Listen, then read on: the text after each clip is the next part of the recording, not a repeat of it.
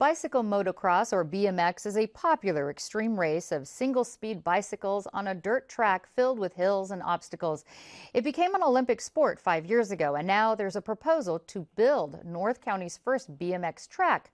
But a group called Friends of Kit Carson Park are opposed to the idea. Joining me are Vince McCurdy, who operates 2 BMX tracks in Kearney Mesa and Lakeside and is proposing the new track in Escondido.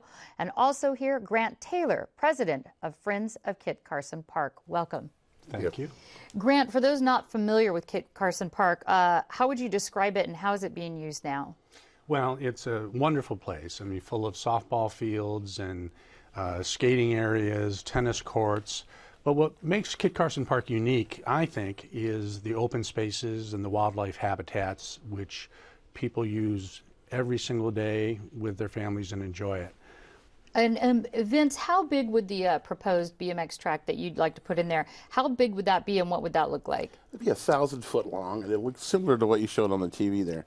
It's a 28-foot wide, 1,000-foot long, and it goes in a big circle right back to the beginning. So about 2 acres or a little less? Well, about an acre the track will be sitting on. Okay. The other acres for bleachers and spectators and whatever else we need to operate the thing. Okay, and Grant, how come your group is against putting this BMX track in Kit Carson Park? Well, to begin with, first of all, we are very much unopposed to the BMX track in Escondido. We think it would make a great addition to the community for Escondido. Not Kit Carson Park for the following reasons. Kit Carson Park, as I said, is a very unique place.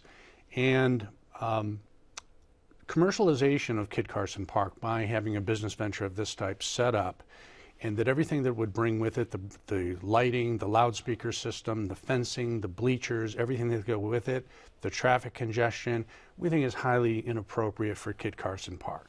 And I just want to say, Vince, on this, I'd like you to respond to Grant's concerns and also people who say, listen, we want to protect the park from these commercial interests and we want to keep it more in its native habitat. What's your response to that? Well, the piece of property that we're using already had an empty on it, and it's just been moved up and gone, so it's just a dirt lot at this point.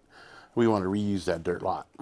Okay, and as for the impact, the traffic and stuff would be minimal because we also be operating after all the traffic has gone through. People have already gotten home, doing what they need. So it'd be at night. Out. It would be in the evening. I see. And I do have to say, Grant, now I understand you mentioned there's softball fields already in the park, and if this is a dirt lot in this 300-acre park, how is it different than just having another softball field there? Well, certainly we're not sure that it would be having another softball field, in fact, would be a good idea. But what we are saying is that something like a BMX track is something much different than a softball field. Softball fields are already there. They do not contain typically, loudspeakers and things of that sort. They're already there. The park is acclimated to those softball fields. The leagues come and they play. We feel that a BMX track there would just add to problems that are already existing in and around the park, and create a visually kind of a scar on the park. I mean, Mr. McCurdy says that it would, not make a big impact visually, but I differ with him. I just want to interrupt you. You mentioned a few problems already existing in the park. What sort of problems? I was speaking primarily of traffic problems. Traffic congestion, yeah. I see.